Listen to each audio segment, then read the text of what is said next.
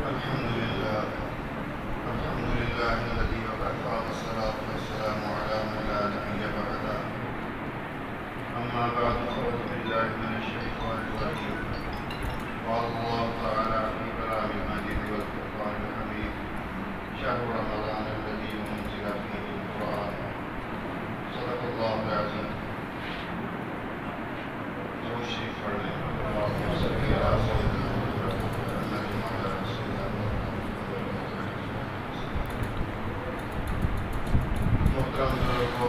دوستوں، سب سے پہلے تو آپ حضرات کو بہت بہت مبارکباد قبول ہو کہ آپ نے قرآن پاک سنا اور مولانا حافظ قاری انصر الرحمان صاحب خصوصاً ان کی خدمت میں مبارکباد کہ انہوں نے قرآن پاک سنا. بھائی عتیق صاحب کی خوش قسمتی کہ ان کے دو بیٹے صفی الرحمان نے بھی قرآن مجید بہت اچھے انداز میں پڑھا اور سنایا، اور انصر الرحمان صاحب بھی ماشاءاللہ بہت اچھا قرآن پڑھتے ہیں. جس طرح قرآن کریم پڑھنا چاہیے اس طرح پڑھتے ہیں. خوش قسمتی ہے ان والدین کی جن کو اللہ ایسی اولاد عطا فرماتے ہیں. بیانات ہو چکے، انصر الرحمان صاحب نے بیان کر دیا، قاری عبید اللہ حفیظ صاحب نے تفصیل کے ساتھ بیان کر دیا. چند ایک گزارشات آپ کی خدمت میں پیش کر کے پھر انشاءاللہ دعا کرتے ہیں. اللہ تعالیٰ نے اس رمضان کے مہینے میں قرآن پاک نازل فرمایا، اور ایسے کہہ لیں کہ یہ قرآن کی سالگرہ کا مہینہ ہے، اور اس میں اللہ تعالیٰ نے قرآن سننے اور سنانے کے جو مواقع ہمیں مہیا فرما دیے ہیں. تراویح کے اندر ہم قرآن سنتے ہیں، قرآن کرام قرآن سناتے ہیں. اللہ تعالیٰ ان کا سنانا قبول فرمائے، ہمارا سننا قبول فرمائے. مختصر سے دو چار باتیں عرض کرتا ہوں. قرآن کریم ہے کیا؟ قرآن کا خلاصہ کیا ہے؟ مولانا اس طرح ترتیب کے ساتھ قرآن کا خلاصہ بیان کرتے رہے، آپ لوگ سنتے رہے. ایک دفعہ ہم حضرت مولانا سرفراز خان صفدر صاحب رحمۃ اللہ علیہ کو ملنے کھڑ گئے، اور زیادہ تر ہم ائمہ مساجد اور خطباء ہی تھے. تو ہر ایک سے حال آواز پوچھا، تعارف پوچھا. تو جو بتلاتا کہ میں امام ہوں، خطیب ہوں، تو سب سے پہلا سوال یہ کرتے کہ درس قرآن دیتے ہو؟ جو تو کہتے کہ دیتے ہیں ٹھیک ہے، تو جو خاموش ہو جاتے یا کہتے یہ نہیں دیتے، ان کو تلقین فرماتے کہ فجر کے بعد، فجر کی نماز کے بعد اپنی مسجد میں درس قرآن دیا کرو. اس کا اہتمام ہمارے اکابر کو تھا، اور حضرت نے یہی وصیت فرمائی. قرآن پاک کا درس، قرآن کی تعلیم اگر ہر مسجد میں یہ ہو رہی ہوتی تو آج کوئی ریٹائر ڈاکٹر، کوئی ریٹائر پروفیسر، کوئی ریٹائر انجینئر مفسر قرآن بن کے قوم کو گمراہ نہ کر رہا ہوتا. یہ ان کا کام ہی نہیں. حضرت علی رضی اللہ تعالیٰ عنہ جب کوفہ تشریف لے گئے تو کوفہ کی جامع مسجد میں ایک آدمی بیان کر رہا ہے. پوچھا یہ کیا کر رہے ہیں؟ لوگوں نے بتلایا کہ یہ درس قرآن دے رہے ہیں. حضرت علی رضی اللہ تعالیٰ عنہ ان کے پاس گئے، اپنے پاس بلایا، پوچھا کہ ناسخ منسوخ کا علم ہے تجھے؟ قرآن کی ایک ناسخ منسوخ کی بحث ہے جو علمی بحث ہے. پوچھا کہ قرآن کے ناسخ منسوخ کا علم ہے؟ خاموش ہو گئے. ظاہر ہے کہ انہیں ناسخ منسوخ کا علم نہیں تھا اس طرح جس طرح ہونا چاہیے، ورنہ وہ کہتے کہ مجھے علم ہے. حضرت علی رضی اللہ تعالیٰ نے فرمایا اگر تجھے ناسخ منسوخ کا علم نہیں ہے تو آئندہ تجھے قرآن کا درس دینے کی اجازت نہیں، درس قرآن دینے کی بھی تجھے اجازت نہیں. ایک دور تھا، آج کل تو خیر اردو میں بہت سی تفسیر آ گئی. ایک دور تھا جب ہم طالب علم تھے तो उस वक्त मारिफुल कुरान और एक दो उर्दू की तफसीरें मिलती थी। अब दूसरे मसालक के लोग, उनके पास अपनी तफसीरें तो थी नहीं, रात को वो मारिफुल कुरान पढ़ते और सुबह मारिफुल कुरान ही का दर्स अपने लोगों को सुनाते और साथ मारिफुल कुरान लिखने वाले के बुजुर्गों को भी पूछते। जिस तरह आज जिन बुजुर्गों के तर्जमे सामने रखे होते हैं और उन बुजुर्गों के तर्जमे उल्टे सीधे पढ़ के सुना रहा होता है, जिसको उर्दू भी सही नहीं आती और उन तराजिम को सही समझ भी नहीं सकता, वो उन बुजुर्गों के तर्जमे सुना के आलिम बना होता है। लोग समझते हैं कि ये बड़ा आलिम है, बड़ा अलामा है और अलामतुद्दार न जाने क्या क्या। अच्छा, साथ ही उन बुजुर्गों को बकवास भी कर रहा होता है कि ये सारे मुशरिक थे, ये सारे अपने नामों के कलमे पढ़ाने वाले थे। जिनके तर्जमे सामने रख के बैठा हुआ है, उनका एहसानमंद हो, उनके लिए दुआ वो हो कि उन्होंने अरबी से उर्दू में तर्जमा कर दिया कि तुझ जैसे नाअहल को भी दरसे कुरान या दरसे हदीस देने की तौफीक मिल गई। और एहसानमंद हो उन बुजुर्गों का जिन्होंने वो तराजम लिख दिए, वरना अरबी में कुरान होता, अरबी में हदीस होती, तुझे अरबी लफ्ज़ नहीं आता। तो मेरे दोस्तों, उलमा को चाहिए कि जिस तरह मौलाना अंसुर रहमान ने फरमाया कि हम ये सिलसिला जारी रखना चाहते हैं, तो ये सिलसिला हर मस्जिद में जारी होना चाहिए। आप अपने अपने आइम्मा से मुतालबा किया करें कि हमें कुरान पाक का दर्स सुनाएं। मैंने अपनी मस्जिद में 3 दफ़ा कुरान पाक का दर्स खत्म किया और 4 दफ़ा खुलासातुल कुरान खत्म किया। और कभी ऐसा भी हुआ है कि मैं बैठा होता था, मेरा मौज़िन बैठा होता था और कोई आदमी नहीं होता, लेकिन जितना वो उस वक्त सुनाना होता था वो हमने सुनाया। तो मेरे दोस्तों, कुरान पाक के साथ आप लग जाएंगे, बेड़ा पार हो जाएगा, और कुरान से हट जाएंगे तो फिर गुमराही की तरफ चले जाएंगे। लेकिन कुरान को समझने के लिए उस्ताद की भी ज़रूरत है कि उस्ताद से कुरान सीखें, समझें। एक डॉक्टर साहब मेरे पास कुरान पाक का तर्जुमा और तफसीर पढ़ते थे, फौजी फाउंडेशन के एमएस साहब थे, तो मैं वहाँ ही चला जाता ताकि उनका भी वक्त बचे। तो एक दिन जाते ही उन्होंने ना सवाल किया, कुरान जी खोला तो कहते हैं कि ये अज़ाब का कूड़ा क्या चीज़ है। अब उर्दू का लफ्ज़ था वो अज़ाब, सौदत अज़ाब, अज़ाब का कोड़ा, वो उसको कोड़े को कूड़ा पढ़ बैठे हैं। अब चूंकि अरबी नहीं पता थी, इसलिए तो ये जितने भी ये रिटायर्ड तबका दरसे कुरान दे रहे होते हैं, बहुत सी उनकी तो डिग्रियाँ जारी हैं और बहुत से कुरान के साथ यही खिलवाड़ कर रहे होते हैं कि नहीं आता कुरान, उर्दू का लफ्ज़ जैसे समझ आया दबा दिया बस। तो इनको भी चाहिए कि उलमा के सामने दानुए तरम्बुस तय करें, उनसे सीखें, उनसे पढ़ें, उसके बाद बेशक बड़े शौक से दरसे कुरान दें, लेकिन पहले इसके आदत तो हो। तो हमने कुरान पाक की तफसीर पढ़ी मौलाना बैतुल्लाह अनवर साहब रहमतुल्लाह अलैह से शेरा वाले के, जो बेटे हैं हजरत मौलाना अहमद अली लाहौरी रहमतुल्लाह अलैह के, और उनके शागिर्द भी हैं। देवबंद से फारग होकर जब उलमा आया करते थे, बहुत से उलमा 7 साल 2 साल और 3 साल तक हजरत लाहौरी रहमतुल्लाह अलैह की खिदमत में रहते, आलिम फाजिल होके आ जाते, सनद लेके आ जाते और हजरत की खिदमत में बैठ के सिर्फ कुरान की तफसीर सीखी।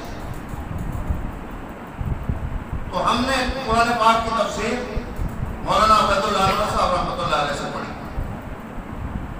तो हजरत लाहौरी रहमतुल्लाह अलैह कुरान का एक खुलासा बयान किया करते थे, फरमाया करते थे कि मैं चंद सेकंडों में कुरान का खुलासा, पूरे कुरान का खुलासा बयान कर सकता हूँ।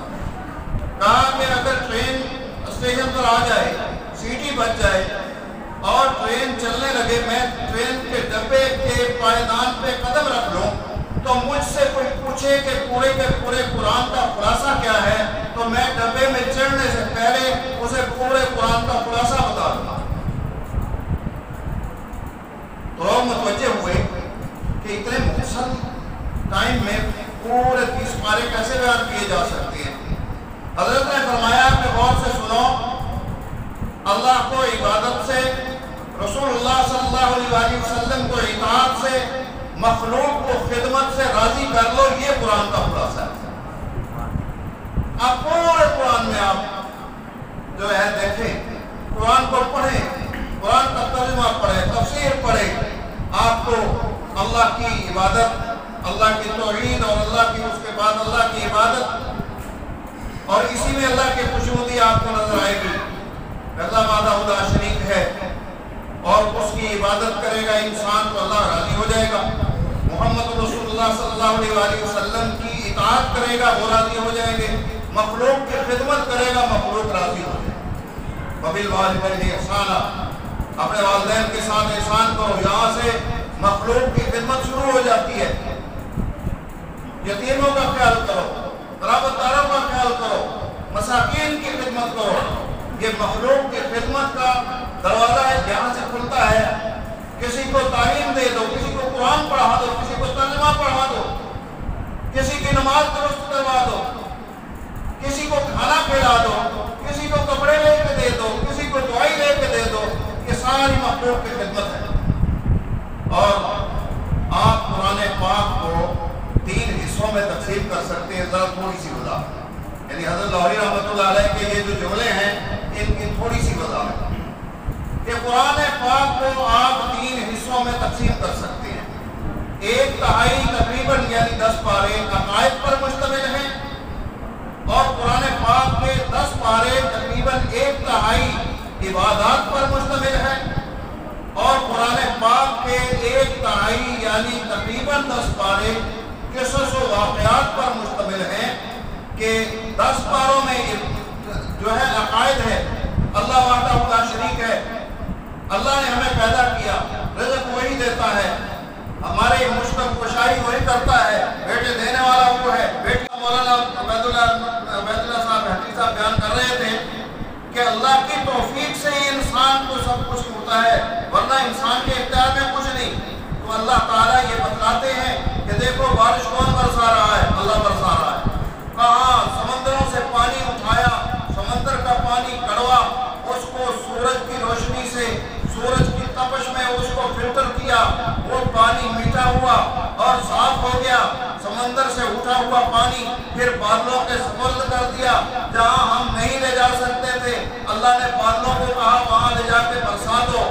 کوئی پہاڑ پہ برسا، کوئی کسی جگہ برسا، پہاڑوں پہ برسنے والا بعض دفعہ وہ سٹور ہونے کے لیے برف بن گیا اور پھر آہستہ آہستہ پگھلتا رہا اور ندی نالوں میں جا کے وہ پانی جو ہے گرا۔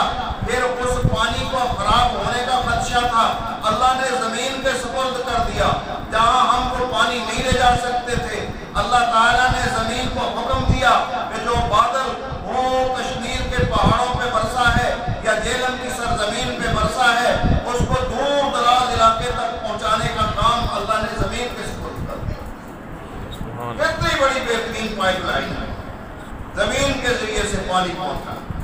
تو اللہ پوچھتے ہیں کہ بارشیں کون برساتا ہے، اور بارشوں کے ذریعے سے پھل کون اگاتا ہے، تمہارے لیے فصلیں کون اگاتا ہے، باغات کون اگاتا ہے، اور تمہارے لیے اس سے نہریں کس نے چلائی ہیں۔ تو انسان کیا کہتا ہے کہ اللہ، اور پھر اللہ جب کہتے ہیں کہ دلائل ہے یہ کہ تم پیدا میں نے کیا اور تجھے رزق میں دے رہا ہوں، میرا ہر کام میں تم محتاج ہے، میں ہر کام میں تیری حاجت روائی کر رہا ہوں، تیری رہنمائی کر رہا ہوں، تو میرے پاس ہی تو نے مر کے آنا ہے، تو میری عبادت بھی میری کر۔ یہ اللہ کی توحید کا درس ہے۔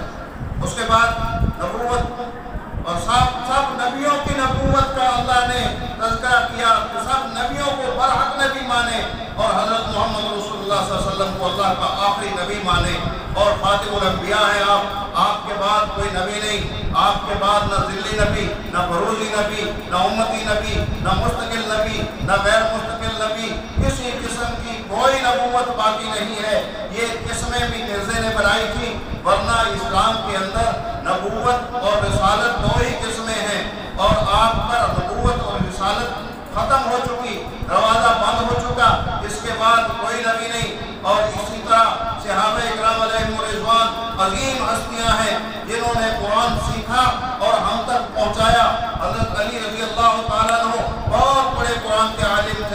قرآن پاک کے ناسخ منسوخ قرآن کی آیات کے شان نزول کو اتنا جاننے والے تھے کہ ایک دفعہ آپ نے مسجد نبوی میں بیٹھے ہوئے یہ دعویٰ فرمایا، کہا کہ یہ مسجد کے اندر جتنے لوگ موجود ہیں سب سے زیادہ قرآن جاننے والا میں۔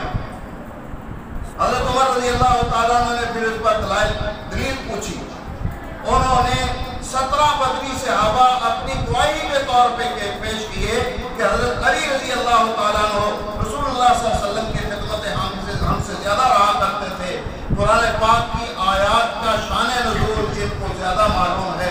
واقعتاً قرآن پاک کا اس وقت جو موجود تھے مسجد نبوی میں ان سے زیادہ علم رکھنے والے۔ یہ بات ذہن میں رکھیں کہ جو حضرت ابوبکر صدیق رضی اللہ تعالیٰ عنہ، فاروق اعظم رضی اللہ تعالیٰ عنہ ہیں، یہ امت کے سب سے بڑے عالم تھے قرآن پاک کا علم ان دو شخصوں سے زیادہ کسی کے پاس نہیں، باقی اپنے درجے میں ان کے بعد ہیں۔ عبداللہ ابن مسعود رضی اللہ تعالیٰ عنہ جن کو فقیہ امت کہا جاتا ہے اور جن کے بارے میں حضرت عمر رضی اللہ تعالیٰ نے فرمایا تھا، اے کوفے والوں میں تمہیں یہ ایک آدمی دے رہا ہوں، یہ ایک آدمی عام نہیں ہے، یہ میرے ایسے سمجھے کہ جگر کا ٹکڑا ہے جو میں کاٹ کے آپ کو دے رہا ہوں۔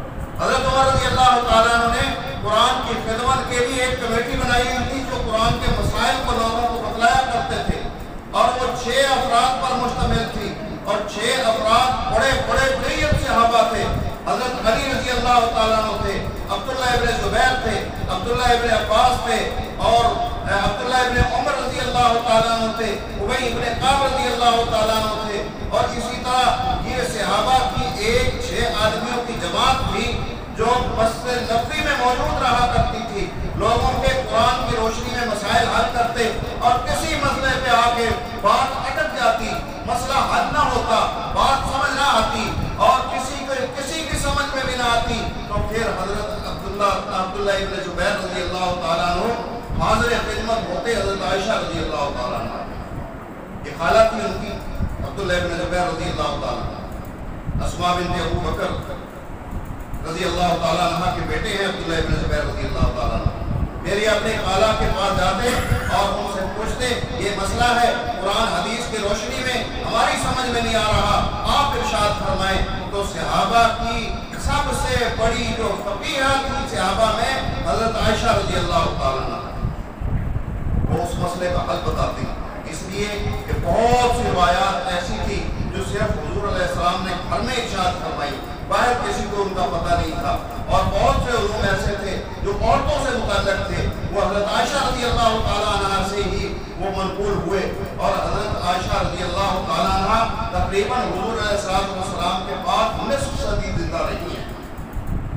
نبی علیہ السلام نے یہ چھوٹی عمر میں شادی کی حضرت عائشہ رضی اللہ تعالیٰ عنہ سے، اس کا یہ بھی سبب تھا، اللہ کا حکم تھا، اور اللہ تعالیٰ نے عالم اسباب میں قرآن پاک اور حدیث پاک اور اسلام کی تعلیمات کو 19 صدی تک پہنچانے کا اللہ نے انتظام فرمایا۔ پھر آگے بڑے بڑے علماء پیدا ہو گئے، عبداللہ ابن مسعود رضی اللہ تعالیٰ عنہ جب کوفہ میں آئے ہیں تو کوفے کو انہوں نے علم سے بھر دیا۔ حضرت انس بن مالک رضی اللہ تعالیٰ عنہ کوفے میں آئے اور انہوں نے کوفے میں علوم کے وہ سرچشمے چھوڑے کہ کوفہ جو ہے علوم کا ایک سمندر بن گیا۔ تو میرے دوستو بات ذرا لمبی ہو گئی، تو اللہ تعالیٰ ہمیں عمل کی توفیق عطا فرمائے۔ تو قرآن کریم کا خلاصہ 3 چیزوں میں اللہ کی عبادت، رسول اللہ صلی اللہ علیہ وسلم کے ساتھ مخلوق کی خدمت، اور قرآن پاک میں عقائد کے باب پر تقریباً 10 پارے ہیں، توحید، رسالت، قیامت اور عظمت صحابہ، اور اس کے بعد قرآن پاک کے 10 پارے یہ عبادات پر مشتمل ہیں، نماز، روزہ، حج، زکوٰۃ، سچائی، سود سے بچنا، حرام سے بچنا، جھوٹ سے بچنا، غیبت سے بچنا، یہ تمام چیزیں 5 وقت کی نماز، صرف نماز جو ہے رمضان میں فرض نہیں، پورا سال 12 مہینے نماز فرض ہے، باقی 11 مہینے کی نماز اسی طرح فرض ہے جس طرح رمضان میں فرض ہے۔ نماز، روزہ، حج، زکوٰۃ کی ساری عبادات ہیں، اور تقریباً 10 پارے خدمت پر مشتمل ہیں کہ مخلوق کی خدمت کریں، اپنے بھائیوں کی، اپنے دوستوں کی، اپنے رشتہ داروں کی، اپنے قریبی رشتہ دار اور جو پڑوسی ہیں، جتنے بھی لوگ ہیں ان کی خدمت کریں، وہ راضی ہو جائیں گے، اللہ اپنی عبادت سے راضی ہو جائے گا، رسول اللہ اپنی اطاعت سے راضی ہو جائیں گے، مخلوق کی خدمت سے راضی ہو جائے گی، انشاءاللہ بیڑا پار ہو جائے گا۔ دوشی پڑھ رہے ہیں اللہم صلی علی سیدنا مولانا محمد وعلی آل سیدنا مولانا محمد وبارک وسلم علیہ ربنا آتنا فی الدنیا حسنۃ وفی الآخرۃ حسنۃ وقنا عذاب النار ربنا لا تزغ قلوبنا بعد إذ هديتنا وهب لنا من لدنک رحمۃ إنک أنت الوهاب۔ یا اللہ جو کچھ عرض کیا گیا اس پر عمل کرنے کی توفیق عطا فرما۔ یا اللہ عزیزم انصر الرحمان نے قرآن پاک سنایا، ان کا سنانا قبول فرما، اور جس طرح یہ محنت سے قرآن پاک کا درس بھی دیتے رہے، خلاصہ بھی بیان کرتے رہے، یا اللہ ہم سب کو اس پر عمل پیرا ہونے کی توفیق عطا فرما۔ یا اللہ انصر الرحمان، صفی الرحمان، ان کے والد صاحب کو، والدہ صاحبہ کو، ان کے دادا دادی کو، نانا نانی کو، یا اللہ سب کو اجر عظیم عطا فرما، سب کو اس قرآن پاک کا ثواب پہنچا۔ آمین۔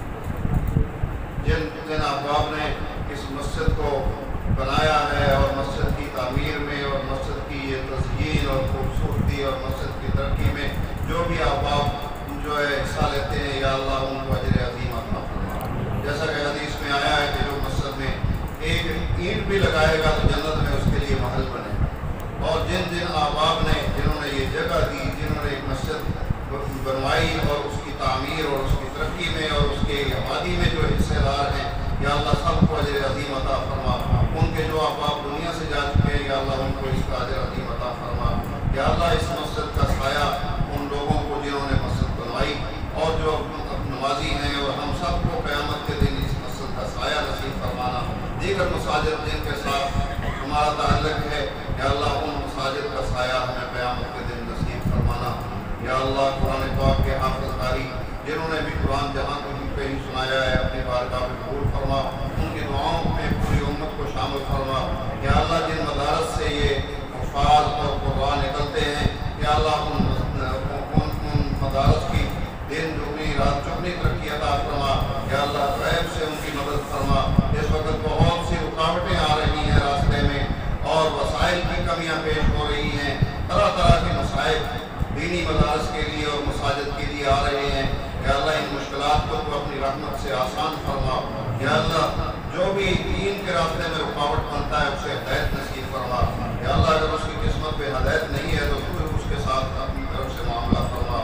یا اللہ قرآن کے قاری جو قرآن پڑھ رہے ہیں، حفظ کر رہے ہیں، یاد کر رہے ہیں، جو دینی مدارس میں پڑھ رہے ہیں، یا اللہ ان کی دعاؤں میں پوری امت کو شامل فرما۔ یا اللہ جیسے حدیث میں آتا ہے کہ قرآن کی آواز سے، اذان کی آواز سے، مجاہد کی آواز سے اور تربیہ کی آواز سے اللہ کے عذاب ڈر جاتے ہیں۔ یا اللہ ہماری اذانوں اور ہمارے قرآن کی تلاوت اور مجاہدین کی آواز سے اور تربیہ کی آواز سے، یا اللہ ہمیں عذاب سے محفوظ فرما، پوری امت کو عذاب سے محفوظ فرما۔ اور جہاں سے جن مساجد سے، جن مدارس سے یہ لوگ تیار ہوتے ہیں جو اذانیں دیتے ہیں اور جن کی قرات سے عذاب ڈلتا ہے اور جہاں سے مجاہد پیدا ہوتے ہیں، جہاں سے تربیہ پڑھنے والے، حج کرنے والے پیدا ہوتے ہیں، یا اللہ ہم سب کی حفاظت فرما۔ یا اللہ بیماروں کو شفا کاملہ عاجلہ نصیب فرما، پریشانوں کو پریشانیوں کو دور فرما، بے روزگاروں کو حلال کا روزگار نصیب فرما، مقروضوں کو قرضے سے نجات عطا فرما، جو دوست اعتکاف بیٹھے ہوئے ہیں، یا اللہ ان کے اعتکاف کو قبول اور منظور فرما۔ یا اللہ ان کی دعاؤں میں ہم پوری امت کو شریک فرما، جو عمرہ کر رہے ہیں، یا اللہ ان کی دعاؤں میں پوری امت کو شریک فرما۔ یا اللہ ہر وہ بھلائی اور خیر ہم آپ سے طلب کرتے ہیں جو رسول اللہ صلی اللہ علیہ وسلم نے اپنی امت کے لیے مانگی، ہمیں نصیب فرما۔ یا اللہ ہر اس شر سے ہم پناہ چاہتے ہیں جس سے رسول اللہ صلی اللہ علیہ وسلم نے اپنی امت کے لیے پناہ مانگی ہے۔ یا اللہ آپس کے